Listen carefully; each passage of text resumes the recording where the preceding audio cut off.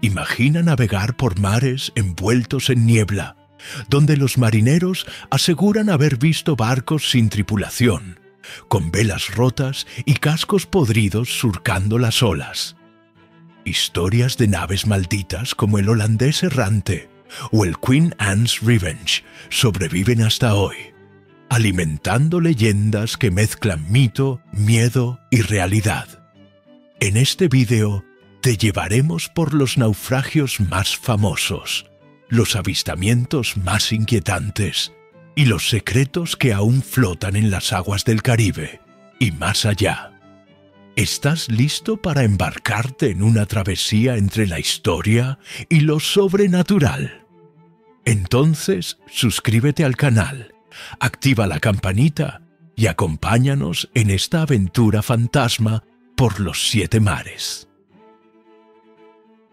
Bienvenidos a bordo de los barcos fantasma de los piratas. Mitos, maldiciones y naufragios reales. El Holandés Errante, el rey de las leyendas. Si el océano tiene un monarca de los condenados, este navega sin duda a bordo de este navío. Ninguna crónica de espectros marinos estaría completa sin él. Es el padre de todas las maldiciones, la leyenda que hacía que hasta el más sanguinario y valiente de los piratas musitara una oración en silencio. El Holandés Errante. La historia, susurrada en tabernas mugrientas y alrededor de hogueras en playas de náufragos desde el siglo XVII, casi siempre arranca de la misma forma. Un capitán holandés, un hombre testarudo y soberbio como pocos, a menudo llamado Willem van der Decken, se enfrentaba a una tempestad imposible al intentar doblar el traicionero Cabo de Buena Esperanza, el cementerio de barcos. Mientras su tripulación, aterrorizada, le imploraba que retrocediera, el capitán, en un arrebato de furia y desafío prometeico, alzó su puño contra los cielos ennegrecidos y blasfemó. Juró, con el diablo por testigo, que doblaría aquel cabo aunque tuviera que navegar hasta el mismísimo día del juicio final. El mar, o quizás una fuerza mucho más antigua y oscura que habita en sus profundidades, escuchó su juramento y lo aceptó. La maldición fue sellada en ese instante con el estruendo de un trueno. El capitán Van der Decken y su tripulación fueron condenados a nunca más pisar tierra firme. Desde entonces y hasta hoy, vagan por los océanos como un mal presagio, navegando contra vientos imposibles, con una tripulación de espectros macilentos, con cuencas vacías por ojos, condenados a una labor eterna y sin sentido. Para los marinos de la época, y en especial para los piratas que apostaban su vida a la suerte, el Holandés Errante no era un enemigo al que se pudiera abordar o cañonear. Era un veredicto del destino. Avistarlo era el peor de todos los augurios. Significaba que tu navío estaba marcado para el desastre, que una tormenta letal, un motín sangriento o un arrecife oculto aguardaban en tu futuro inmediato. La visión era siempre la misma. Un antiguo velero, envuelto en un brillo fosforescente y rojizo, apareciendo de la nada, a menudo navegando en contra del viento, para luego desvanecerse de forma igual de misteriosa. ¿Creen que esto es solo un cuento de viejas? Pregúntenle a la mismísima corona británica. El 11 de julio de 1861, el navío de la Marina Real, HMS Vacante, navegaba cerca de la costa de Australia. A bordo se encontraban 2 príncipes, Alberto y Jorge, quien más tarde se convertiría en el rey Jorge V de Inglaterra. El diario de a bordo oficial, un documento sobrio y nada dado a fantasías, registra lo siguiente: el Holandés Errante cruzó nuestra proa. Una extraña luz roja, como la de un buque fantasma, lo iluminaba, y en medio de ella, Los mástiles, las vergas y el velamen de un bergantín a 200 yardas de distancia se destacaron en fuerte relieve. A las 4 de la mañana, el vigía que había reportado la aparición cayó desde lo alto del mastelero de proa a la cubierta y quedó destrozado. 13 tripulantes, incluyendo a los 2 futuros monarcas, fueron testigos de la aparición. La horrible muerte del vigía, tan solo unas horas después, selló el evento como un encuentro genuino con lo sobrenatural.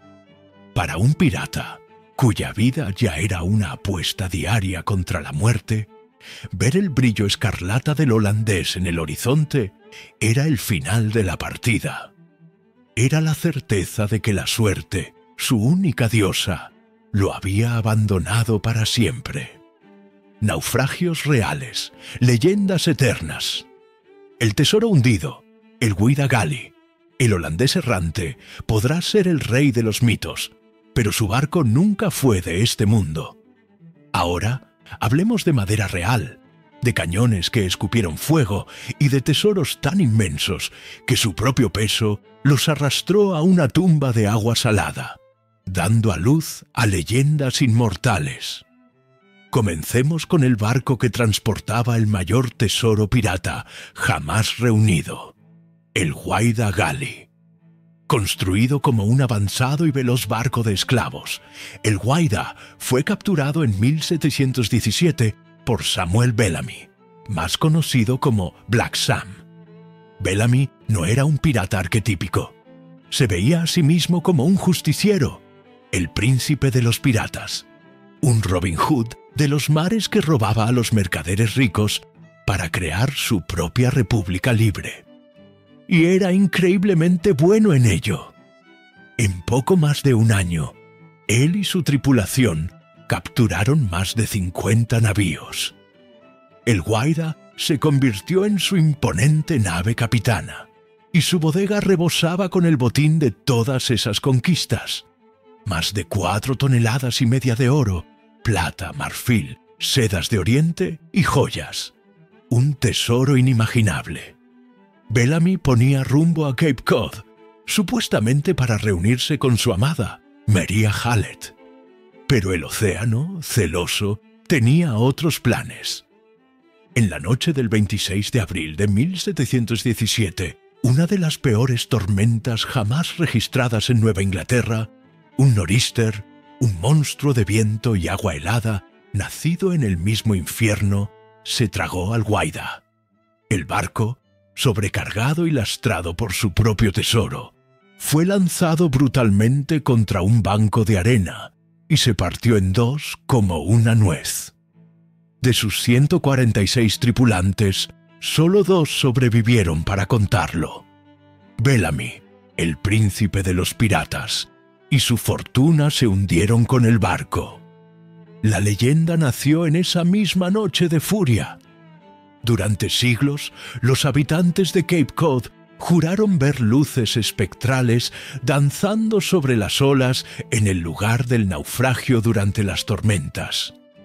Decían escuchar los gritos ahogados de los piratas y a veces veían la figura sombría de Bellamy caminando por la orilla, buscando eternamente a su amada María, a quien la leyenda local apodó la bruja de Wellfleet. El tesoro, decían, estaba maldito. Y entonces, en 1984, el explorador submarino Barry Clifford encontró lo imposible: la campana del barco, con la inscripción de Whydagali 1716 grabada en ella. El tesoro era real. Y la leyenda, bueno, la leyenda se convirtió en el eco eterno de una tragedia muy real. La nave traicionada, el Queen Anne's Revenge. Pero, ¿y si un barco fantasma no nace de una tragedia, sino de un acto deliberado de fría traición? Conozcan ahora a la fortaleza flotante del pirata más temido y teatral de todos los tiempos, el Queen Anne's Revenge. Su capitán era Edward Teach, el legendario Barba Negra, y su barco era su principal arma psicológica. Una enorme fragata francesa, la Concorde, capturada y convertida en un monstruo de 40 cañones. Barbanegra no necesitaba disparar. Su mera presencia en el horizonte, con su infame bandera mostrando un demonio alanceando un corazón sangrante, y la terrorífica imagen del propio Barbanegra, con mechas de cañón encendidas y humeantes en su barba, eran suficientes para que cualquier barco mercante arriara su bandera y se rindiera sin luchar. Pero en junio de 1718, en la cima de su poder, Barbanegra hizo algo impensable. Encalló deliberadamente su nave capitana en un banco de arena cerca de Beaufort, Carolina del Norte. El barco quedó dañado sin remedio. ¿Por qué?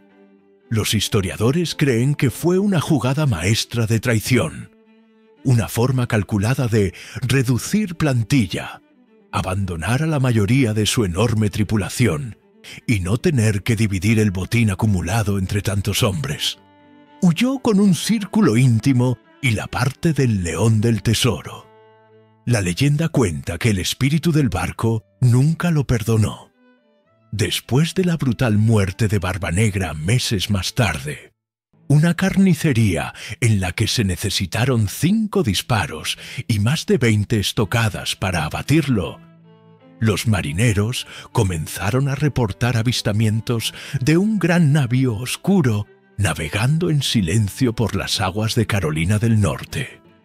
Decían que era el fantasma del Queen Anne's Revenge, esperando que el espíritu decapitado de su infame capitán regresara para tomar el timón. Como en el caso del Guaida, este naufragio también fue localizado en 1996, exactamente donde la historia decía que estaría. La maldición de la memoria. El caso de la Concorde. Hasta ahora hemos perseguido barcos condenados por los cielos y atormentados por tragedias espectaculares. Pero, ¿y si el fantasma más terrible no necesita cadenas ni gemidos?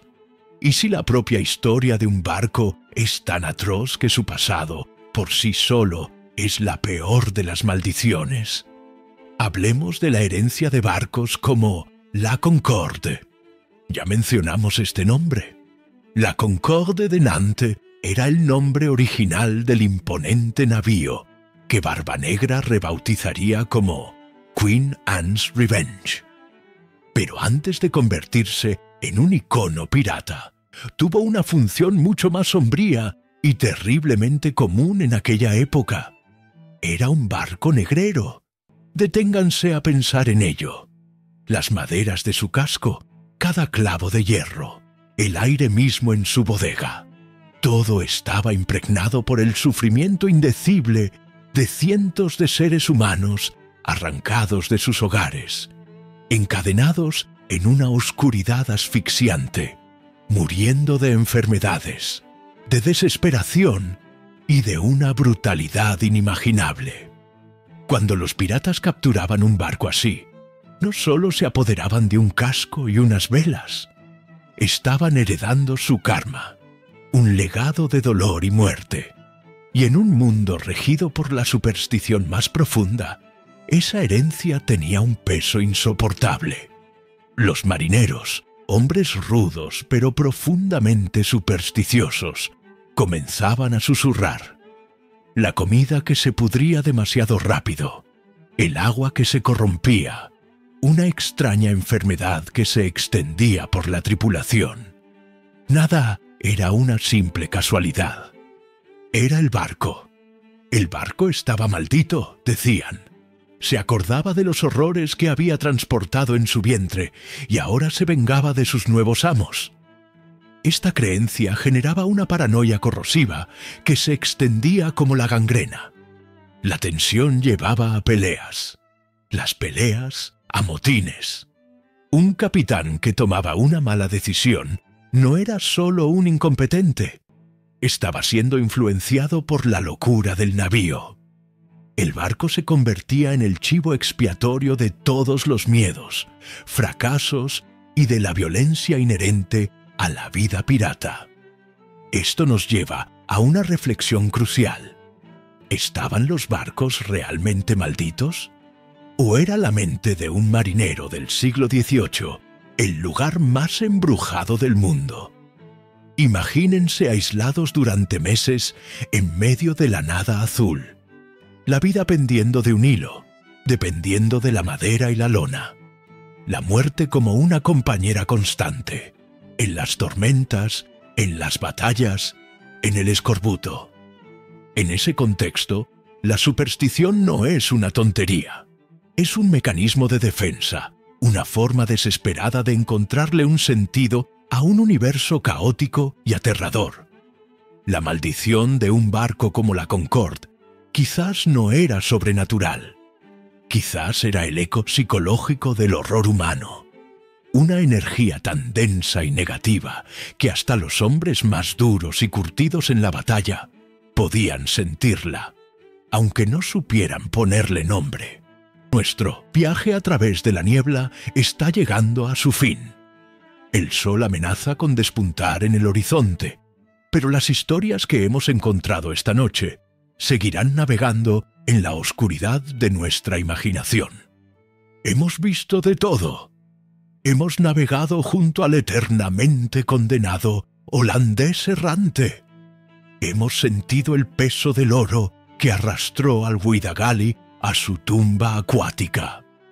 Hemos sido testigos de la traición que dio origen al tormento del Queen Anne's Revenge. Y hemos reflexionado sobre cómo la memoria del horror en barcos como la Concorde podía ser una maldición peor que cualquier espectro. Pero la pregunta final persiste. ¿Existen los barcos fantasma hoy? La respuesta es sí, pero quizás no como se imaginan. El fenómeno de los barcos encontrados a la deriva, completamente vacíos, es muy real.